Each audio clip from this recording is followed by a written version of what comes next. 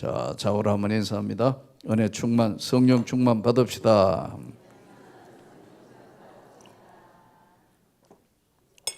할렐루야. 전국에 여러 곳에 다니면서 이렇게 집회를 해봤는데, 대구에서 이게 집회를 지금 주일, 월, 화, 수요일, 내일은 또 이제 제가 가르치던 제자들이 이제 아직 대구에 많이 있어서 내일 또 모아놓고 요즘 이제 기도회를 해요.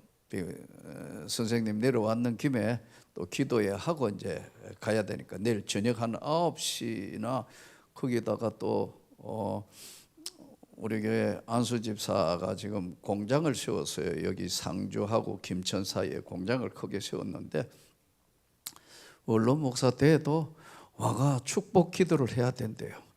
또 그거 갔다가 집에 가면 아마 한 밤 10시쯤 될 것 같아요.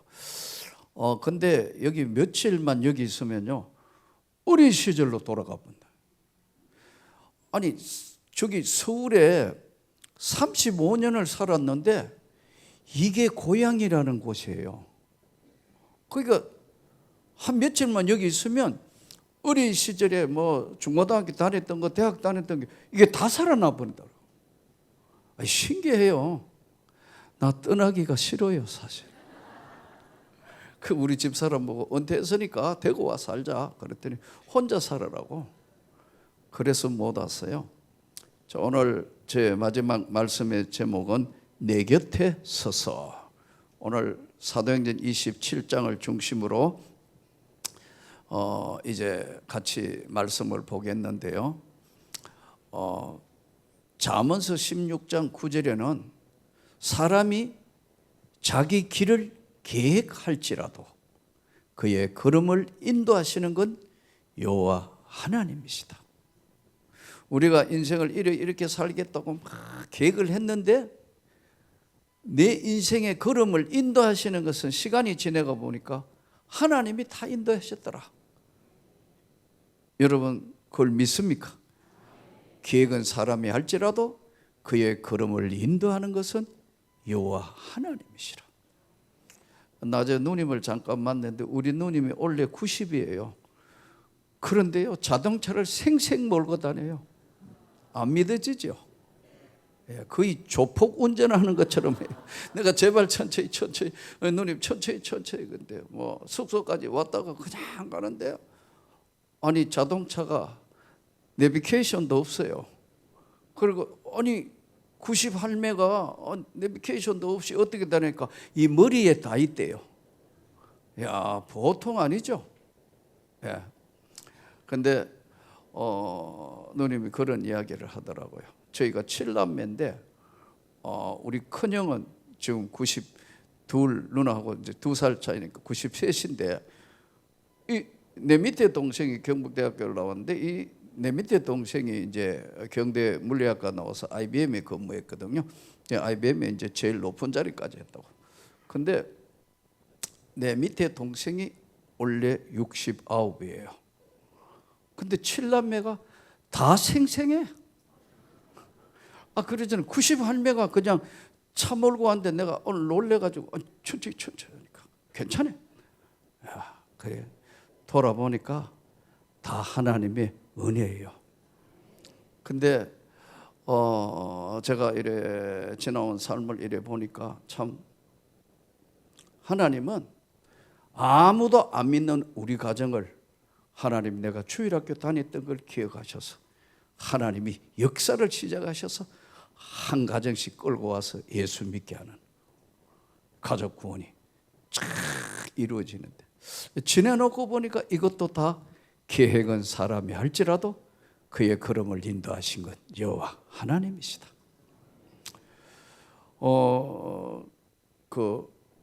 몇 년 오래됐는데, 꽤 오래됐는데 칼기 폭파한 김현희 씨 아시죠? 김현희. 저희 교회와 간정 집회를 했거든요. 김현희 씨가. 이제 김현희 씨가 이제 칼기 폭파하고 뭐 이제 그다음에 이제 뭐 그런 게 다 매스컴에 하고 뭐 이러니까 어쨌든 뭐 간정을 한다 그래서 이제 우리 교회에 와서 간정을 하게 되는데 요란하더라고요. 정복과 형사들이 출동하고 뭐 이쪽 저쪽 지키고 교회 안에도 뭐 이렇게 이제 하여튼 이제 간정 집회를 하시게 되는데 시간이 이제 조금 일찍 오셨으니까 이제 제 당회장실에 왔어요. 앉아 서로 이야기를 하는 거예요. 그래서 제가 단도직입적으로 물어봤어요. 교면의 자매님, 진짜 예수를 믿어? 다니면 군부대도 다니고 뭐 방공 교육도 하고 뭐 간정도 하는데 다 좋다 이거야. 진짜 하나님을 믿어? 단도직입적으로 물어봤다. 전에는 안 믿었습니다. 전에는 안 믿은 게 아니고 안 믿어지더라는 거예요.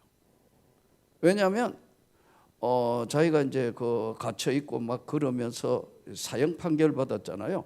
근데 이제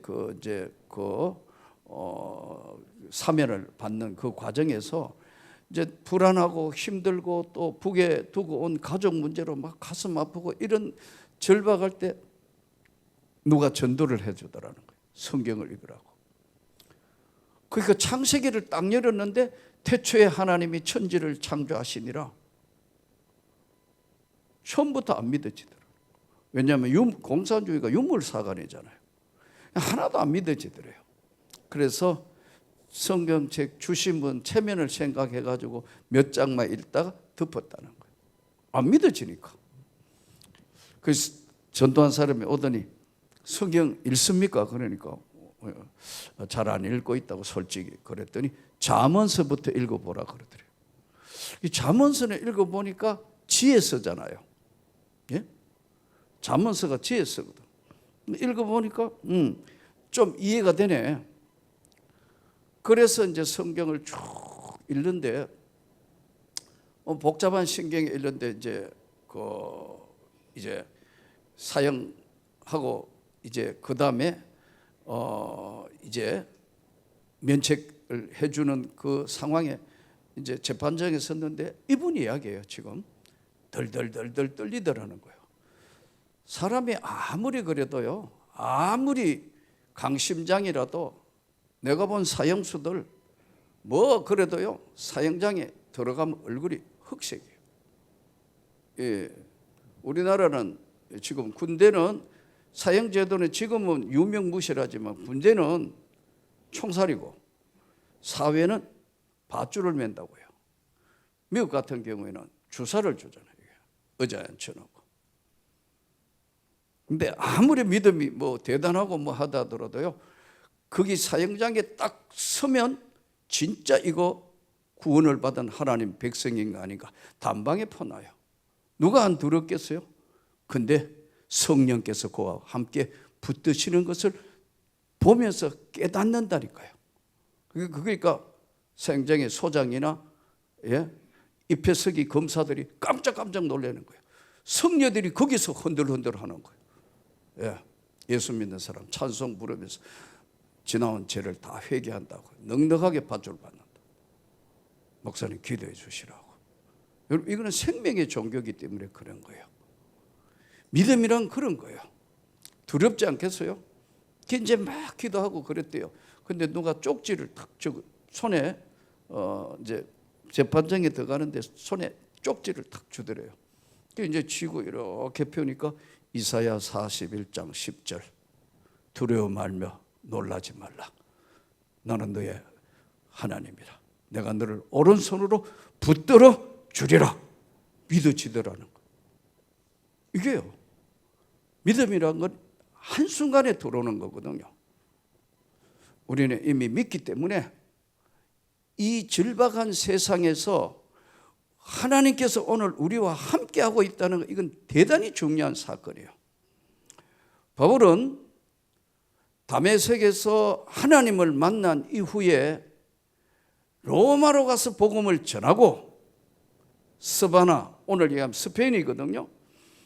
스바나까지도 가서 내가 복음을 전할 것이다 결심을 하고 하나님께 구하고 했는데 어떻게 자기가 로마로 가서 복음을 전해야 될 줄은 하나님이 가르쳐 주신 바도 없고 아는 바가 없는 거예요.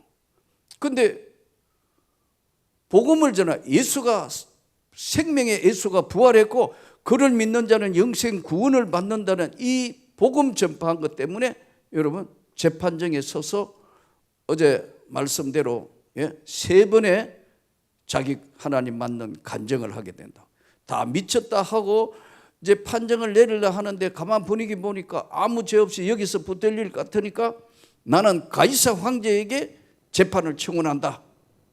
그러니까 어쩔 수 없이 로마 시민권자는 가이사 황제 재판에 판결을 내려야 사형을 하든 뭘 하든 하는 거예요. 이게 당시의 로마 시민권자예요.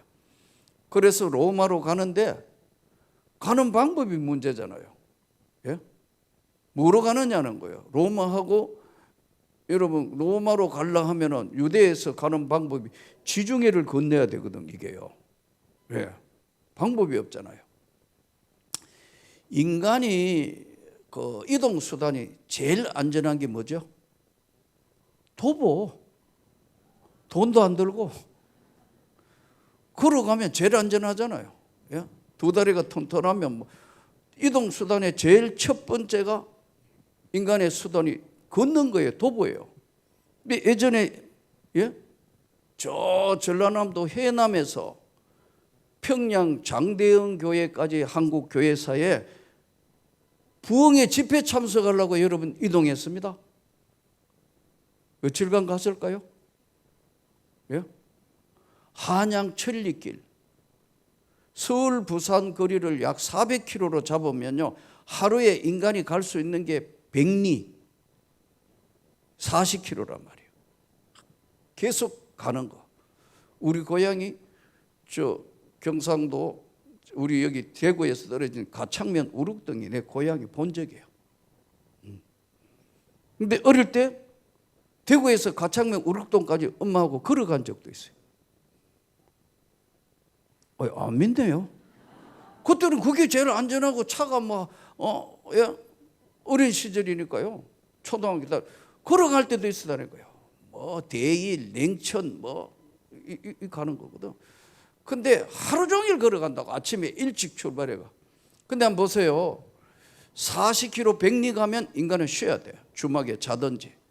그러면 한양 천리길 오는데 아주 건강하고 빠르고 막 이런 사람이 열흘에서 열이틀 걸린다고.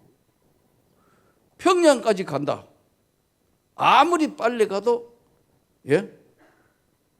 보름은 보름은 거의 한 20일 가까이 쉬어야 되니까 그 다음에는 그런 속도가 계속 유지가 안 되니까 20일 걸린다고요.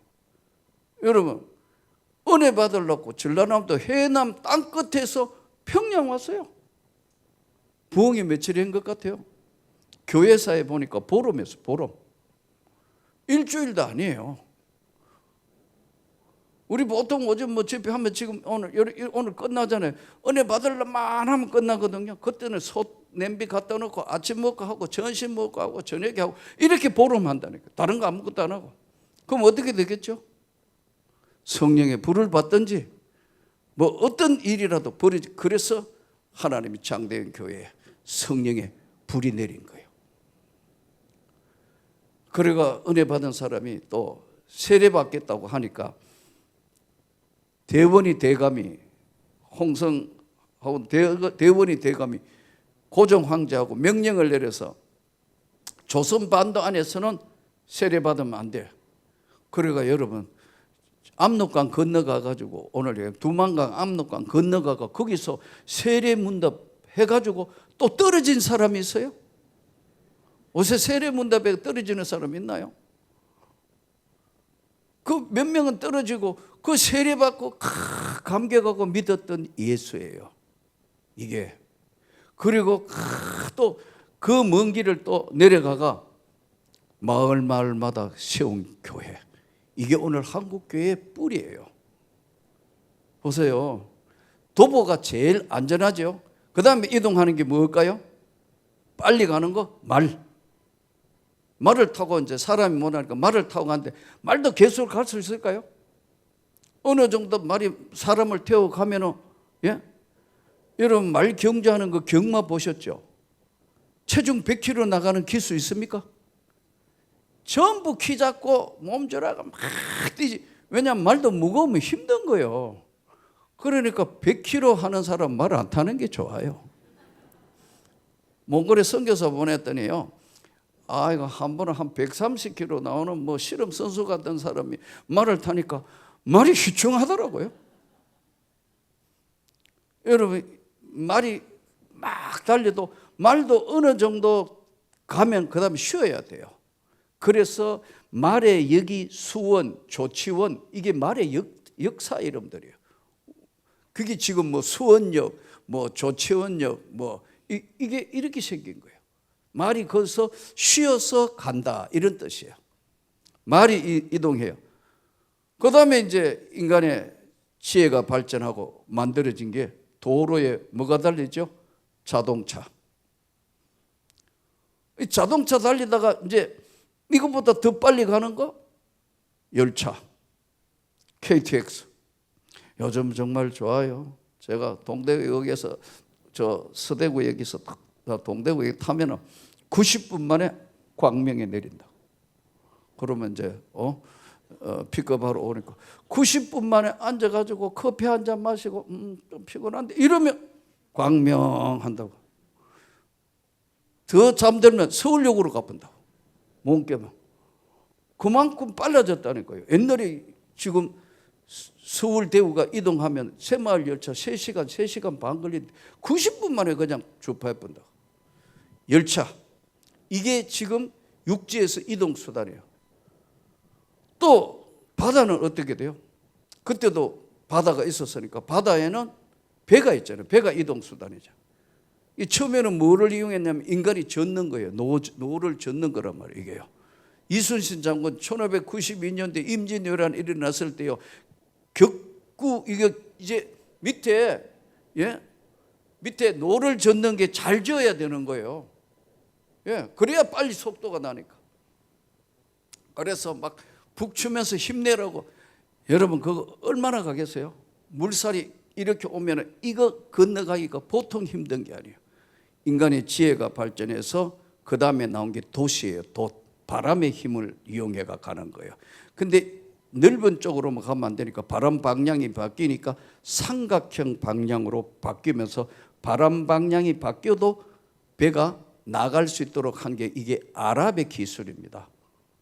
이 아랍 사람들이 삼각 이제 도서를 만들면서 이것이 중국으로 넘어오고 우리 이제 한국의 조선의 고려에 오는 거예요. 도시 이제 발전한 겁니다. 그러다가 어떻게 해요?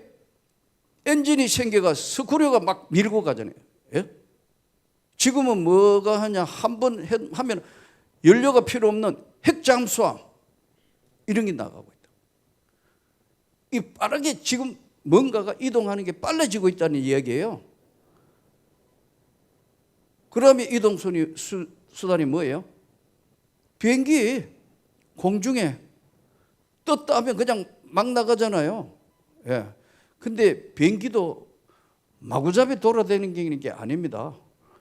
자기가 가는 길이 있어요. 이걸 항로라 그런다고. 항로. 이 길이. 인간이 사는 계획은 사람이 할지라도 그의 걸음을 인도하신 건 여호와 하나님이라. 하나님이 항로를 정하는 거예요. 비행기가 떠가 가는 것도 그냥 가는 그 무거운 쇠붙이가 공중을 날아간다고요. 근데 1920년도에 돼서 그전에는 몰랐는 거예요. 1920년에 사부로 오이시라는 일본 기상학자가 이게 공중에 비행기가 높이 올라가니까 바람이 세더라. 그래서 이걸 제트 기류라 그러는데 서쪽에서 동쪽으로 불어오는데요. 이 바람은 지구가 이렇게 도니까 서쪽에서 동쪽으로 오는 바람인데 제트 기류가 이게 겨울과 여름이 다릅니다. 겨울에는 거의 시속 130km. 우리가 보통 강풍, 요즘 바람 많이 불었잖아요. 강풍 하면은 15에서 20이면 강풍이에요. 태풍이 어느 정도 부느냐? 여러분 뭐 시속 100km 막 넘어가 본다 지금 건물이. 근데 공중에 9km에서 12km 사이 약 10km 사이의 바람이요. 제트 기류가 지구가 돌기 때문에 기압 차이로 인해 가지고 이 기단이라고 그러는데 막 도는 거예요. 그 비행기가 타면요, 갈 때와 올 때가 시간이 달라요. 한 번도 안 타봤어요? 그래서 여러분 올 때와 갈 때가 다른 거예요. 서쪽에 뒤에서 밀어주면 빨리 오고 바람 맞아가지고 피해가 가면 늦게 가는 거예요. 비행기도 그렇다고. 근데 일본 기상학자 이 오이시 이야기를 처음에는 무시해요. 사부로 오이시 이야기를. 그런 게 됐었는데 2차 대전 전쟁이 벌어져가 이제 비행 조종사들이 기상학이 발전하면서 비행기를 또 전쟁을 해야 되니까 진짜네 이거. 그래서부터 그 다음에 나온 게요, 기상에 아주 이제 면밀하게 발전되는 거예요. 자, 오늘 이 본문은 바울은 전혀 생각지 않고 자기가 제수로 호송되리라고는 생각지도 못하고 뭐 어떻게 잘 갈 수 있겠지 했는데 전혀 생각하지 않았잖아요. 계획은 사람이 할지라도 걸음을 인도하신 건 여호와 하나님이라. 근데 하나님이 제일 안전한 방법으로 다른 제수들하고 섞여서 276명이 지금 오늘 얘기하면 호송관, 백부장, 100명을 거느린 그 장교가 백부장이라고 그랬잖아요. 이 사람은 특히 배에서 이제 호송하는 백부장이란 말이에요. 오늘 얘기하면 호송관, 100명을 거느린 호송관이 이제 제수들을 해가지고 이제 로마로 제수자들을 이제 끌고 가가 재판받고 뭐 이렇게 하기 위해서 그 제수들하고 바울이 같이 섞여가는 거예요. 그러면 첫째 어떻게 될까요? 안전하다. 왜? 제수 하나가 죽으면 호송관이 책임을 져야 되니까요. 근데 가다가 이제 풍랑을 만나는 이야기를 하는데요, 아까 이야기하는 저 위에는 계속해서 기단, 기류, 제트 기류가 흐르고 하나님이 막 그렇게 만드신 거니까요. 바다에는 생각지도 않는 태풍, 태평양에서 일어나는 그 이제 어마어마한 비와 바람 소용돌이가 오는 게 이거는 태풍이라고 그러고요. 저 대서양에서 오는 거는 허리케인이라. 그러니까 그 날짜 변경선에서 어느 쪽으로 왔다 갔다 이쪽으로 오면 태평양 쪽 이쪽으로 밀려오면 이게 태풍이 되고 이쪽으로 오면 허리케인. 요즘 뭐 미국 같은데 이런데 TV 보셨잖아요. 재난이 얼마나 심한지. 뭐 필리핀 같은데 다 떠내려가고 뭐 다 날아가고 난리도 아니에요. 우리나라에 온 태풍 중에 제일 센 게 뭐죠? 태풍 사라오. 나이 드신 분은 내 어린 초등학교 때 대구국민학교 그 옆에 혹불 달린 거 이쪽 편인데 내 초등학교 2학년 때인 건데 다 넘어가. 부도나무 이런 게 그냥 넘어져. 학교 못 오게 했어요. 태풍 사라오. 그때 부산의 상륙해가 우리 한반도를 주르르 훑어 올라왔다. 지금도요, 태풍이 바람과 어마어마한 걸 하고 오면요, 어마어마한 재해가 와요. 태평양에 오는 걸 태풍이라고 그러고, 대서양은 허리케인이라고 그러고, 요 유럽 사이에 있는 요거를 지중해에 있는 걸 요로굴라. 지금 오늘 요로굴라 만난 이야기를 하는 거예요. 제수로 호송대가 가다간데 이제 태풍 요로굴라를 만난 거예요. 근데 바울이 미리 알은 거예요. 기도를 했어요. 저와 여러분도 똑같이 기도하잖아요. 이거 아닌데 많은 분들이 목사님 성령의 역사가 한마디로 이야기하면 뭡니까 그러더라고요. 성령의 역사를 제보고 한마디로 성령의 역사를 정리하라면 하나님이 우리를 깨닫게 하신다. 기도를 하는데 깨닫게 하시고 성경을 읽는데 깨닫게 하시고 말씀을 듣는데 깨닫게 하신다. 성령의 역사가요, 여러분을 깨우시는 역할을 깨닫게 하시는 거예요. 물론 뭐 아주 특수한 경우에 일생을 한번 바꿀 그런 중요할 때 하나님의 음성을 들을 수도 있겠지만 하나님 음성을 맨날 듣는 사람은 고장난 사람이에요. 조심해야 돼요. 난 그런 사람 들으니까 제일 겁나. 오늘 내가요, 하나님께서 이렇게 말씀합니다. 예? 내일은 또 이렇게 말씀. 그럼 그 다음에 저분 고장난 사람이구나. 더 이상 상대할 수가 없어요. 하나님은 매일 동쪽으로 가라 서쪽으로 가라 그러지 않습니다. 여러분, 깨닫게 하셨다는 것이 가장 정확한 표현입니다. 그런데 일생을 전혀 바꿀 문제, 진짜 중요한 문제는 어떨 때 하나님이 개입하실 수도 있다 이거예요. 예. 그러니까 성령의 역사를 한마디로 정리하라면 깨닫게 하시는 거다. 바울은 기도하는데 이제 깨닫는 거예요.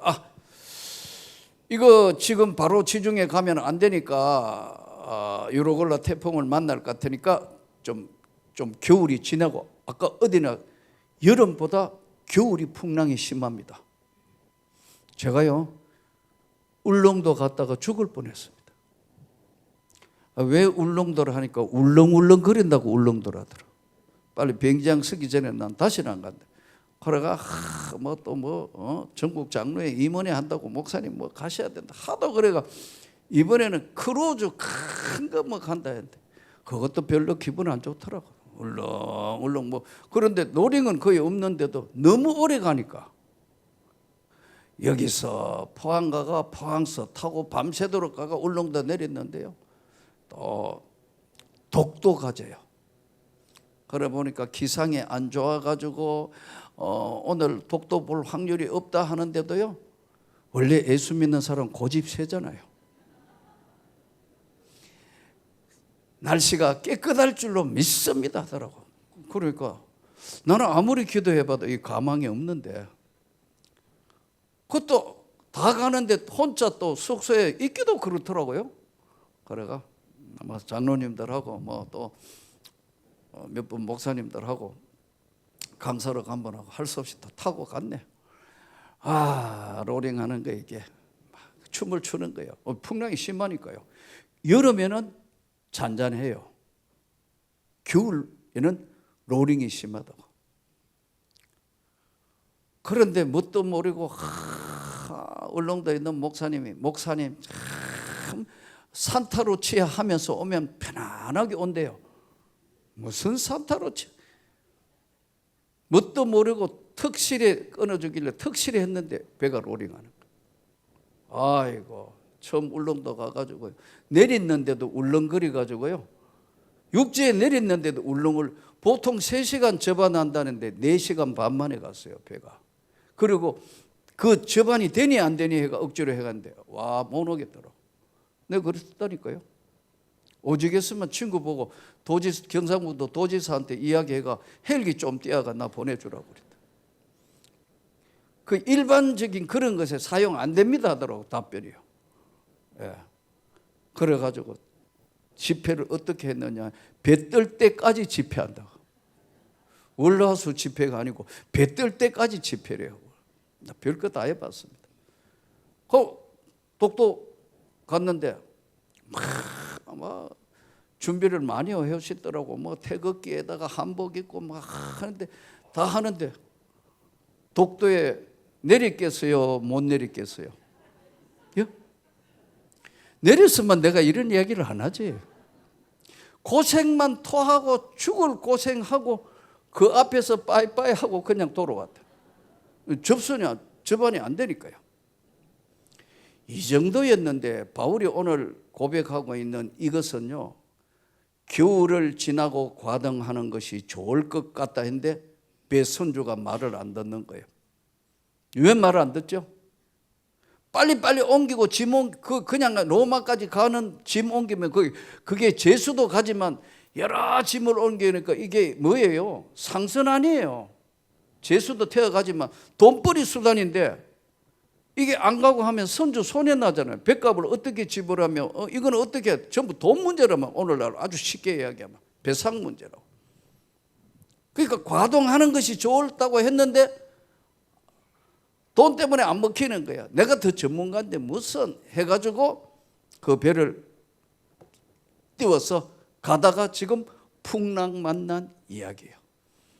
열 나흘을 아드리아 해에 이제 본문에 나온 열나흘을 이제 해도 별도 보이지 않고 해도 별도 달도 보이지 않고 살 여망이 없는지라.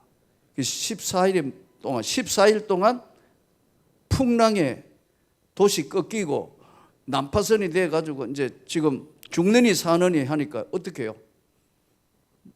14일 동안 아무것도 못 먹고 이리 구르고 저리 구르고. 이게요, 배멀미가 뭐 한 번 두 번 괜찮은데 이 태풍급을 만나니까 배가 침몰 직전에 이렇게 로링을 14일 동안 해도 달도 안 보이고 14일 하면 살 여망이 없어진지라. 그러니까 배가 안 가라앉으려면 어떻게 하죠? 이 배가 안 가라앉으려면 무거운 거 버려야 되잖아요. 무거운 걸 버려야 된다고. 세월호 사건이 그거 아니에요. 중심을 못 해가지고 엎어진 거 아니에요.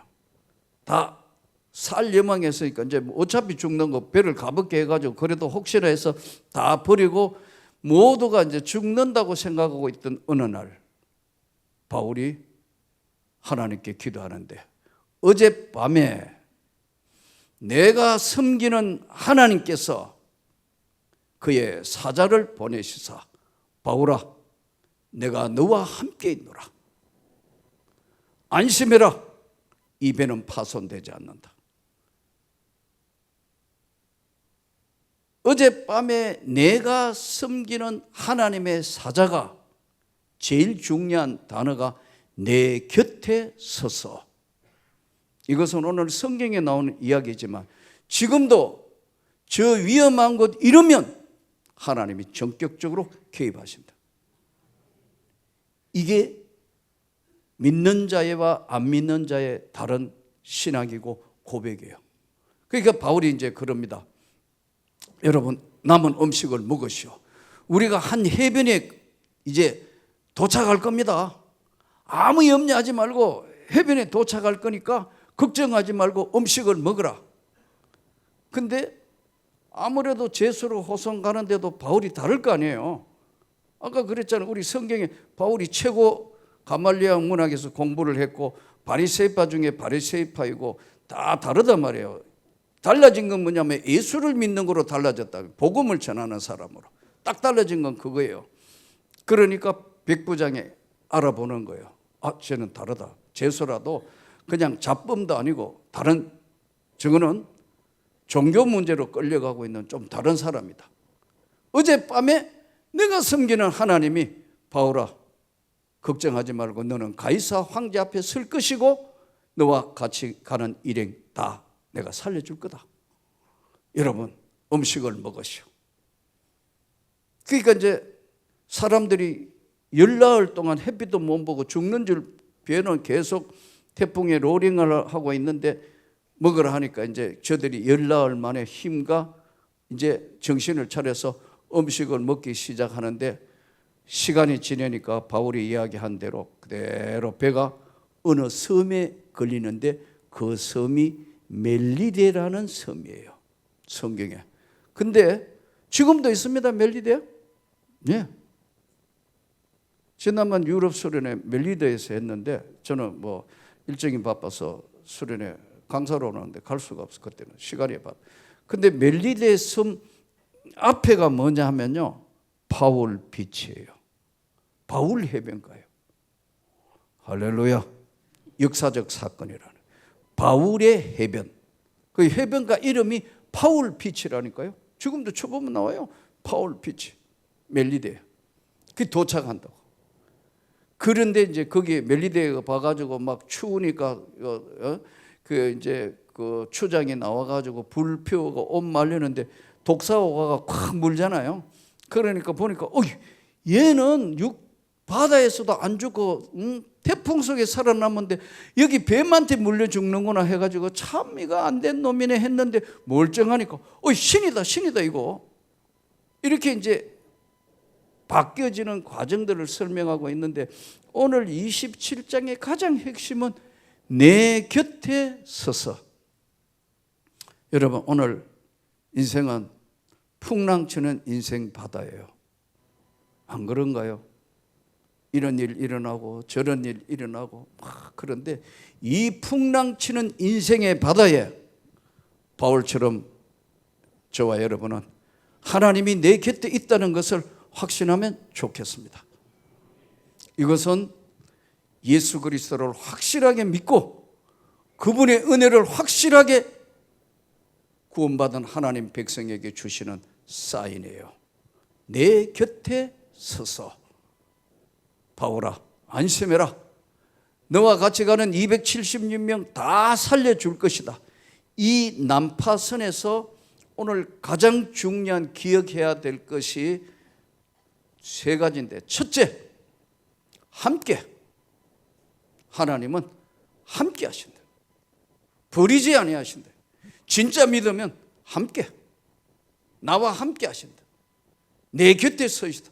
함께 하시는 하나님, 저와 여러분과 함께 하시는 하나님, 버리지 아니하시고 끝까지 지켜주시고 보호하시고 함께 하시는 하나님. 주일학교 다녔던 나를 안 믿는 가정에서 하나님 일생 동안 쫓아오신다. 오늘도 누님이 그러더라고. 너 참 진짜 목사가 된 거 정말 하나님께 감사하다. 그렇다니까요. 예. 여러분이 진짜 하나님 앞에 한 사람만 확실하게 변하면 여러분은 온 가족을 난파선에서 구원해 주시는 걸 믿습니다. 여러분 집안에 아무리 흔들리고 이런 일 당하고 저런 일 당하고 어떤 어려움이 있어도 한 사람이라도 바울처럼 하나님이 내 곁에 서서 함께 하신다는 걸 고백하면 난파선은 하나님께서 다 조정하신다. 함께 하신다. 두 번째는 276명에게 바울이 하는 얘기가, 여러분 이제부터는 음식을 먹으시오. 하나님이 여러분을 지켜주신다. 첫 번째, 함께 하신다. 믿습니까? 지켜주신다. 그분이 지켜주신다. 근데 사람들이 여러 차례 말씀 들었습니다만 함께 하시는 것도 잘 안 믿어지고 지켜주시는 것도 잘 안 믿어진다는 이유가 뭘까요? 이거 구약 성경에 가면은 가데스 바네아 사건이라는 것이 일어나요. 12명 정탐꾼 갔다 온 이야기예요. 10명은 똑같이 보고 똑같은 상황인데 10명은 보고 좋긴 땅도 좋고 대단한데 안 된다. 왜냐하면 하나님 없이 현 상황을 판단하면요, 긍정보다 부정이 훨씬 강합니다. 긍정보다 부정이 훨씬 강하다고요. 근데 여호수아와 갈렙이 그렇게 고백하잖아요. 맞다. 그러나 하나님이 우리와 함께 계시기 때문에 그들은 우리의 밥이다. 이렇게 나오는 거예요. 이게 뭐냐 하니까요, 함께 하고 계신다는 걸 믿고 세상을 보는 거예요. 믿고 모든 것들을 구하고 지켜나가는 거예요. 근데 안 믿으니까 대책이 없는 거예요. 병원의 의사 선생님 이야기 들어보니까요, 병중에 목사님, 장로님, 그 의사 선생님 그러더라고요. 목사님, 병 중에 제일 무서운 병이 무슨 병인 줄 아세요? 하더라고. 난 당연히 병 중에 제일 무서운 병이 뭐죠? 암이잖아요. 난 그거 기대하고 병 중에 제일 무서운 병요? 암 하려 하는데 먼저 이야기하더라고. 낙심병. 병 중에 제일 무서운 병이 낙심병이래요. 낙심병은 고칠 수 없다는 거예요. 왜냐하면 안 된다고 확신하기 때문에. 바울을 보세요. 똑같이 아드레아 해에 10나흘 동안 아무 희망이 없는데 하나님이 그의 보내신 사자가 내 곁에 섰었다. 함께 하시고 지켜주시고 함께 하신다. 저 위험한 곳 이럴 때면 큰 바위에 숨기면서 지켜주신다. 보호해 주신다. 동일하신 하나님, 시공을 뛰어넘어서 오늘 또 이 말씀을 나누는 이곳에 함께 계시는 하나님이 믿으면 하나님 영광을 보는 거예요. 왜냐하면 현실은 언제나 풍랑치는 바다니까요. 난 목회하면서도 참 수많은 일들 이렇게 만날 때마다 이거 그럴 때마다 넘어오는 거예요. 왜?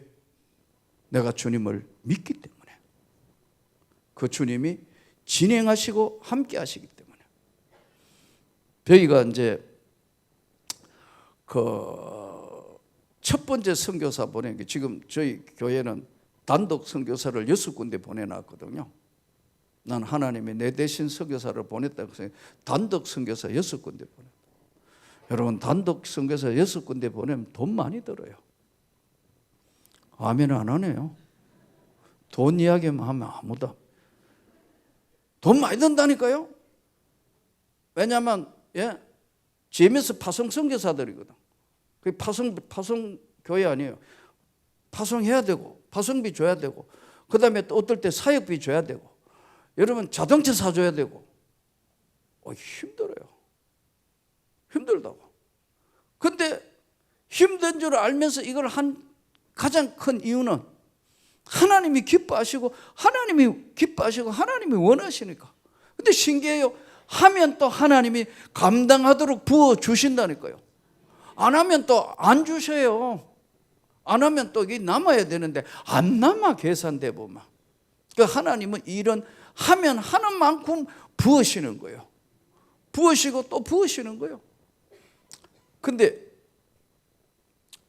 어제 제일 첫 번째 이제 몽골에 보내고, 두 번째는 네팔에 보내는데, 아사둥가나, 그 네팔 이름인데, 얘는 아사둥가나는 네팔의 정보통신부 장관 밑에 일하던 친구예요. 똑똑하죠? 영어도 잘하고. 근데 엘리트인데 네팔의 왕자의 난 벌어져가 막 총 쏘고 난리 날 때 이제 할 수 없이 한국에 피어왔다가 얘가 예수를 믿게 되고, 그래가지고 우리가 입양해서 이제 그 칼빈 신학교 해가 졸업하고 목사 안수를 이제 해서 이제 네팔 보내는 거예요. 그러니까 이제 네팔 보내니까 현지인이니까요. 한국 사람이 아니고. 그 이제 제가 그랬어요. 소원하는 게 뭐야? 했더니요, 네팔이 춥대요. 알지? 길도 잘 없고. 그래서 좋은 파카가 필요하대요. 근데 내가 그때 우리 집 사람한테 카드로 끌어가지고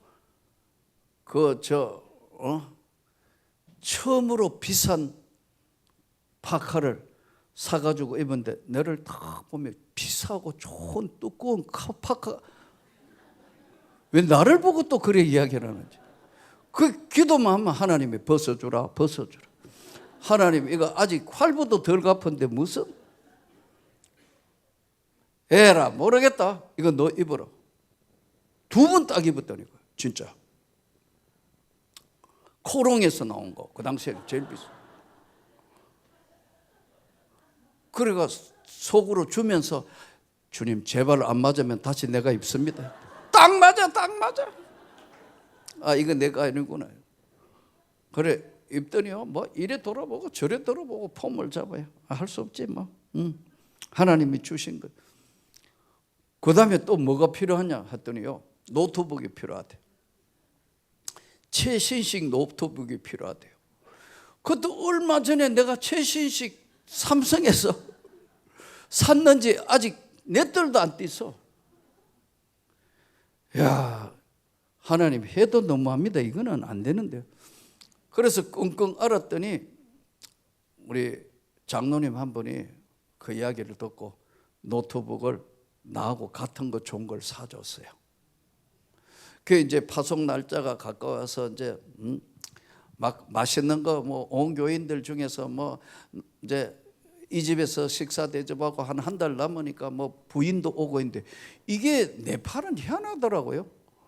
부인이 뭐냐면 브라만이에요. 브라만 계급 제사장. 그러니까 카스트 제도의 제일 상위인데 얘는 꼴등이에요. 불가촉 천민. 이거는 집에 가면 아내가 군기 잡는 거예요. 희한하더라고. 아내가 말하면 꼼짝을 못해요. 나 참. 어쨌든 근데 중요한 거는 아내는 예수를 안 믿는 거예요. 그럼 어떻게 지금 파송은 해야 되니까 어쨌든 얘 보고 했는데 부인이 온 거예요. 네팔에서 애기 안고 이제. 야, 이거 복잡하네. 그래서 이제 어쨌든 그래가지고 이제 파송 가까이 하니까 또 뭐라 하느냐면 한강 유람선을 타고 싶대요. 별거 다 한다. 그래. 나 한강 유람선 얼마 전에 타봤어요. 은퇴하고 난 뒤에 그것도. 근데 시골 사람은 오면 한강 배 타고 그다음에 뭐 서울 남산타워 올라가는데 서울 사람은 안 가요. 언제든지 갈 수 있다 이가 안 가. 관심이 없는데 막 시골 사람은 오면 남산타워 한강 뭐 돌고 그게 코스 같아요. 근데 얘도 이제 가기 전에 들은 게 있으니까 남산타워 뭐 하길래 아이고. 그래서 우리 부목사 보고 동행해가 좀 갔다 와주라고. 그랬더니 저 바쁜데요 그러더라고.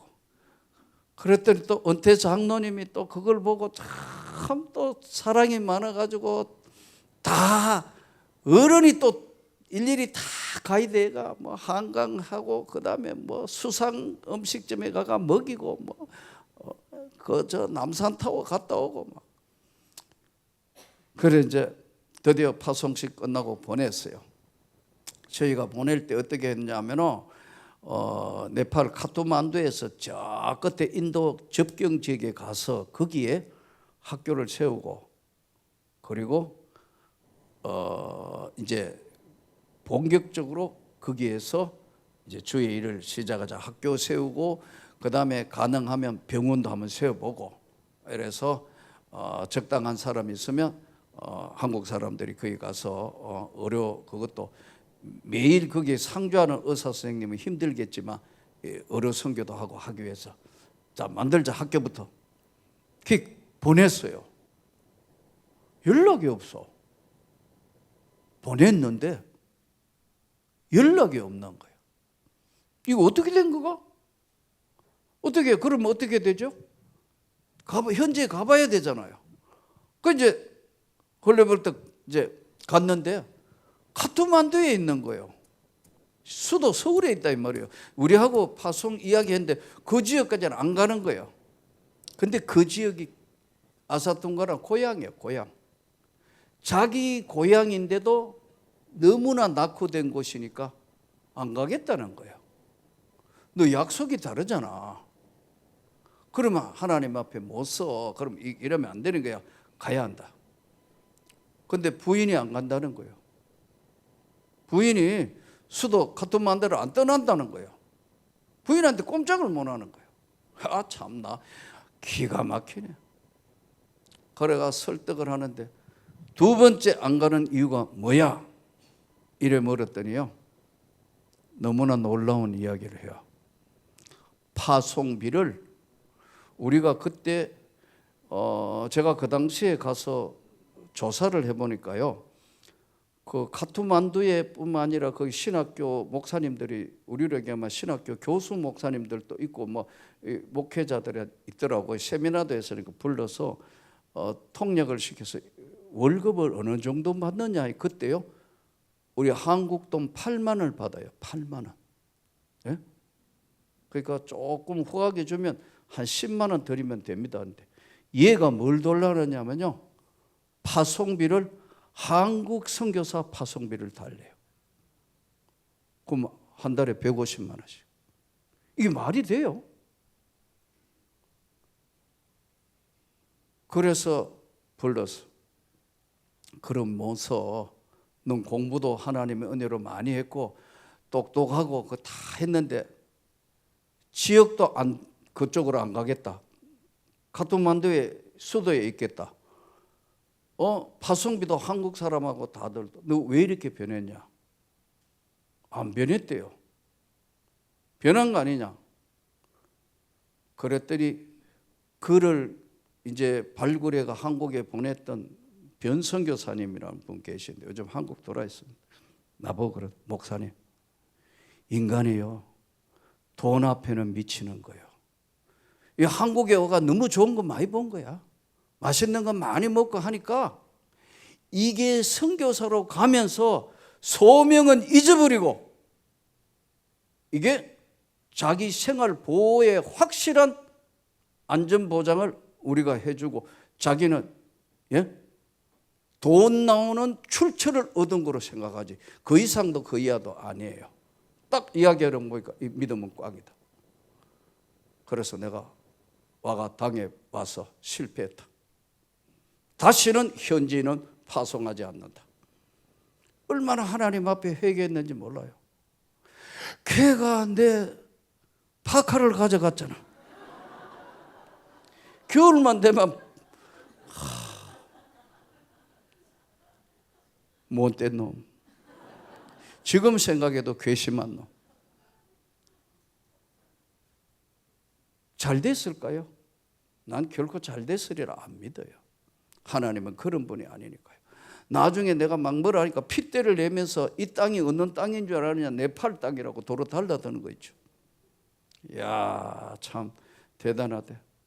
아, 돈이 인간을 미치게 만드는구나. 현실이란 게 이런 거구나. 거기에는 아내의 역할이 큰 거예요. 호구를 잡았는데 왜 우리가 똑같이 그런 네팔에 사는 만큼 공부를 더 했으면 겸손하게 더 주님을 잘 섬겨야 될 텐데, 이야, 이 말이 안 되는 완전 딴 사람이에요. 사랑하는 성도 여러분, 인간은 하나님 앞에 섰을 때 오늘 바울이 고백하는 게 중요한 거예요. 바울은 사나 죽으나 하나님의 종으로서의 삶을 선명하게 살았기 때문에 자신 있게 이야기하는 거예요. 어젯밤에 내가 섬기는 하나님께서 그의 사자를 보내서 죽음의 이 지금 태풍 속에도 저와 여러분을 지켜주실 것이다. 이 하나님은 지금도 우리와 여전히 함께 계시는 거예요. 문제는 아까 말씀드린 것처럼 우리가 넘실대는 현실을 보면서 대부분에 다 무너져 버려요.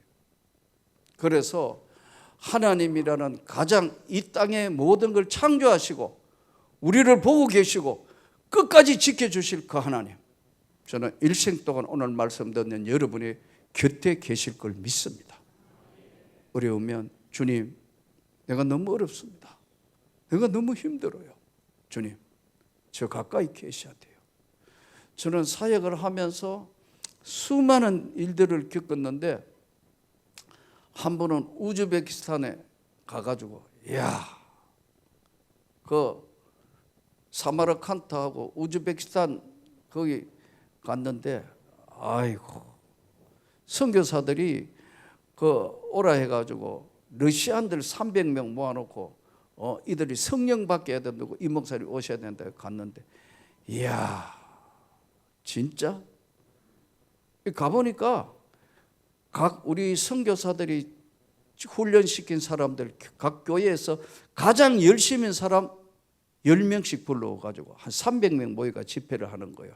각 교회에서 가장 열심인 사람 10명씩. 그래서 이제 그 우즈베키스탄 수도에서 이 수련회를 한 거예요. 며칠간, 5일간 수련을 한다고.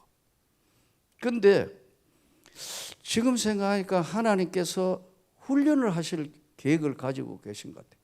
그 갔어요. 가가지고 집회를 해가지고 이제 하는데 통역으로 설교를 해가 고려인 하고 하니까 이게 은혜가 안 되는데, 그 중에 진짜 예수를 할머니 무릎 위에서 예수 믿고 자랐던 또냐라는 애가 있어요. 이 타슈켄트 한국어 대학 나온 애예요. 얘는 북한 선교에 헌신을 한 애라.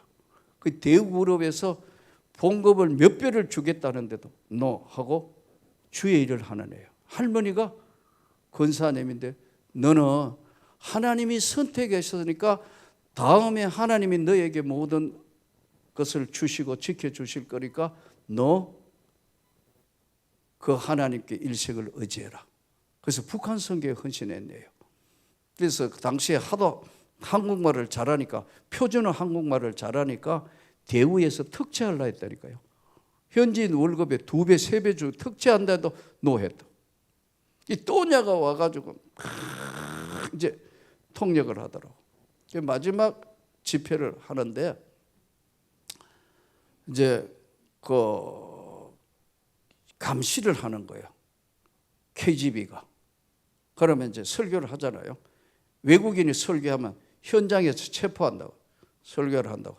그럼 저쪽에 우리 선교사하고 러시아인이 감시를 하고 있는데 KGB가 차를 가지고 순찰대가 오면 나는 뒤로 빠지는 거예요.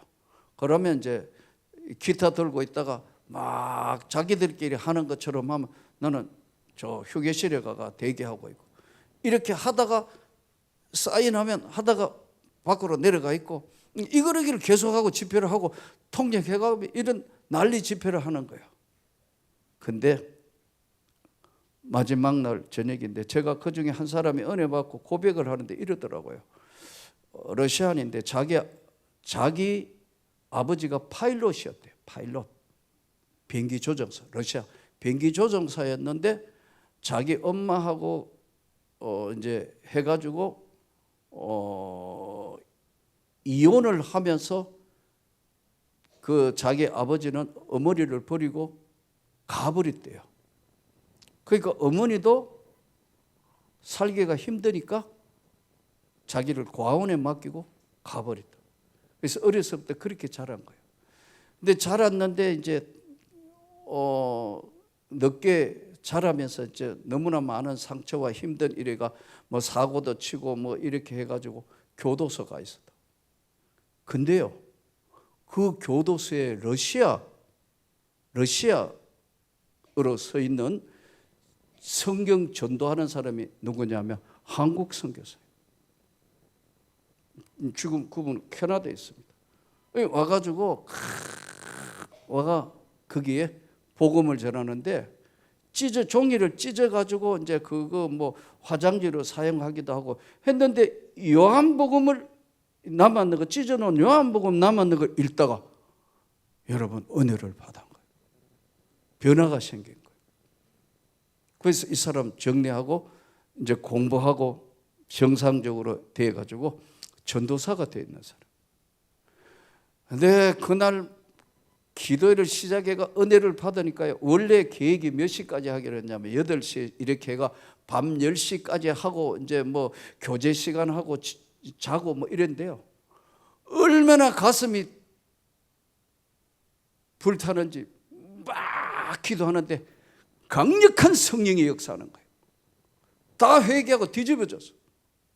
그래서 뭐 휴식하고 없이 그 다음날 아침 8시까지 기도를 했다고.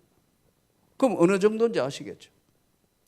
그러니까 막 그거를 사진 찍고 막 그 다음에 비디오 찍고 이래가지고 이제 다 만들어 놔가지고, 예? 이제 집에 가는 날이에요. 그 집에 가는데 분위기가 이상하더라고. 거기는 공산주의 사회였으니까 가면은 반드시 어디에 잤느냐, 어느 호텔에 잤느냐 흔적을 남겨야 돼요. 집에서 잤으면 그 주인 사인을 받아와야 돼요. 근데 내가 어디 갔다 왔느냐 이거를 신고를 안 하고 처음이니까 뭐 모르고 그냥 있었는데 공항에 나간 거예요. 공항에 나가 딱 여권을 주니까 이미 신고가 된 것 같아요. 이쪽으로 오라더라. 이쪽으로. 그래 보니까 턱실이더라고. 그래서 나는 착각은 자유라서 하나님이 기도를 많이 하고 은혜를 끼치고 가니까 좋은 데로 오라는데 조사실로 가는 거예요. 너는 조사해야 된다고 여권 내래. 여권 회수당했어요. 여권 회수당했다고. 그리고 조사해야 되니까 여기 있으라고. 그러니까 내가 이쪽으로 문으로 가야 되는데 이쪽 문으로 가니 선교사들이 목사님 잘 가세요. 근데 그때 그 당시에는 전부 군복 입고 있어요. 우즈베키스탄 전부 이제 이민국 복장이 다 군인들이에요. 군복. 이쪽 하니까 오라 해가는데 왜 그쪽이지 하고 선교사들이 우악 이러니까요. 그쪽에서 선교사들한테 싹 오니까요. 선교사들이 다 도망가 보고 없는 거예요. 지금 생각이 잘 도망가서 안 그랬으면 줄줄이 띠줄이 다 엮기 가는 거야. 근데 비행기에 미리 아까 그 집회하는 사진 찍고 막 이거 다 했잖아요. 막 안수기도 하고 막 매다니 그 다 찍었는 걸 그것도 하나님의 역사라. 그냥 내 가방에 들고 오는 게 아니고 내 백에 얘가 지금 공항에 이거는 짐은 비행기 올라간 거예요. 그러고 이제 마지막 이미그레이션 통과한다고 하니까 어디 있었지 뭐 이쪽으로 이 조사실에 된 거예요. 이야, 당신은 못 간다. 여권 회수되어 있고 이제 있는데 이 군인들이 2명, 저쪽에 3명, 5명이 2명이 이렇게 지키고 3명은 내 도망 못 가도록 딱 지키고 있더라. 이럴 때는 어떻게 하나요? 응? 이럴 때는 어떻게 하냐고. 야, 진짜 앞이 캄캄하네 이거. 다행히 뭐 때리고 뭐 그러지는 않았더라고. 이제 이들도 이게 틀림없이 와가지고 이 목사니까 틀림없이 와가 이거 집회하고 뭐 이거 했는데 물증이 지금 없는 상태로 일단 조사를 하겠다는 거예요. 이제 딱 보니까 그래요. 이럴 때 어떡하죠? 조사실 이래 있고 이렇게 이제 이쪽에 돼 있고 있는데 구석에 가가지고요 주여 삼창한 거예요. 가야 합니다. 하나님, 저 가야 해요. 보내주셔야 합니다. 근데 갈 수 있어요, 없어요? 인간적으로 여권 뺏겼는데 갈 수 없잖아요, 이거. 아닌가요? 근데 하나님이 기가 막힌 방법으로 저를 빼주시는 거예요. 근데 그 타슈켄트 이제 그 우즈베키스탄 수도 타슈켄트에 제일 큰 뷔페집을 하는 사람이 있었어요. 그 당시에 사랑의 교회, 내가 들은 이야기는 사랑의 교회 안수 집사라. 아주 큰 식당, 발레 궁전 같은 식당이에요. 근데 우리 남대문 시장에 장사하시는 우리 권사님이 목사님 가거든 그 수고하는 선교사들 모으면요 맛있는 밥을 사주라고 난 돈을 준 거예요. 그래서 제가 우즈베키스탄 선교사 다 집합해가지고 밥을 사준 거예요. 그 이제 뷔페집에 가서 밥을 사주니까 서울에서 오신 강사님이고 뭐 그 사장도 나오고 인사를 해가 그래 뭐 이렇게 다 된 거예요. 그 사람이 또 골프장도 하고 있다 그래요. 그 당시에 인사도 하고 아는데 이제 밥도 먹고 뭐 이야기하고 근데 주여 계속 하니까 이분이 이쪽 문으로 가야 될 사람이 글로 돌았어요. 그리고 목사님 여기 웬일이세요 하더라고. 보니까 그분이에요. 아니 나 지금 나가려 하니까 이쪽으로 오다니 여권 뺏어가 지금 못 가고 있어요. 그러니까요. 그래요? 보니까 그게 빨리 조사실이면서 동시에 빨리 비행기로 나가는 길이더라고 그게. 희한하더라고 그 동네는. 그러니까 그래요? 이러더라고. 그러면서 저는 러시아 말을 한마디도 못하니까요 그 여권 뺏어 내한테 가가지고요 러시아 말로 뭐라고 막 이야기하더라고. 그러니까 눈이 동그래가지고 그러니까 걔가 또 뭐 둘이 막 러시아 말로 또 뭐라고 막 하는 나는 하나도 양쪽 눈치 보고 뭐라고 이야기 한참 뭐 하더니요 그 사라의 교회 안수 집사 이 양반이요 오케이 엠바시 대사관에 전화한다는 거예요. 외교 문제 생기는 거예요. 누구 확실한 증거도 없이 자국민을 잡아놓고 여권을 안 준다. 그런데 거기가 아주 고급 뷔페집이니까요. 그 나라에 우리로 이야기하면 뭐 법무부 장관 뭐 이런 사람들 고위직들이 거기 와가 이 사람하고 굉장히 친분이 있으니까요. 자기 직접 전화한다고 저러니까요. 얘가 앉아 있다가 전화기 잡더라고. 못하게. 그러니까 막 이러니까요. 알았다. 오라, 내보고 오라. 그 너는 벌벌거리며 오니까요, 여권을 땅바닥에 딱지 따먹게 하듯이 딱 때리는 거예요. 딱 때리더니 이러는 거예요. 보통 같으면 한국 같으면 난리 났겠지. 이 여권을 집어 던져 막 그럴 건데 딱지 치게 하듯 던지는데 뭐 무조건 주워야지. 얼른 죽고 보니까 무슨 오세요 한다. 난 뒤에 막 따라가고 바로 나오니까 바로 통로더라고.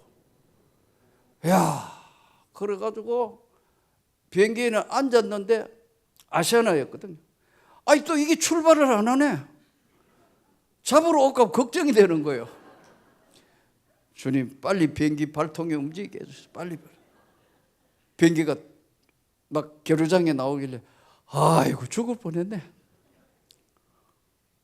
그래가지고 물어봤어. 내가 갔다 오면 안 돼. 그게 이제 우리 선교사들한테 그 이래가 이래 왔다니까요. 그 사람이 장모님이 위독하다 해가 긴급히 항상 비행기표를 이제 오픈해놨는데 위독하다 해가 급히 비행기 타러 와가 한국어 어버이 안 위독하더래요. 하나님이 급하니까 내가 그거 잡히가 주여 하니까 천사를 보내신 거예요. 지금 생각하니. 이야, 그래가지고 와가 있는데 또 2년 뒤에 이 목사님 한 번만 더 오세요. 절대 안 가. 죽는 연습 한 번 해봤는데 절대 안 가요. 그런데 또 갔어요. 이 참 선교가 뭔지 대신 그래서 3번을 가요. 3번을. 사랑하는 성도 여러분, 인생은 고달프기도 하고 힘들 때도 있을 것이고 이 고난중간에 오랜 시간 많은 말씀을 들었는데 일생 동안 다 잊어버려도 주님이 내 곁에 서서 아무리 어렵고 힘들고 외롭고 고통스럽고 아무리 그렇더라도 주님이 내 곁에 서서 바울에게만 옆에 계시는 것이 아니고 우리가 영의 눈이 감겨져 있어 그렇지 믿으면 주님이 곁에 서 있다는 걸 깨닫고 어려운 세상사에 여러분 승리하기를 주 예수 이름으로 축복합니다.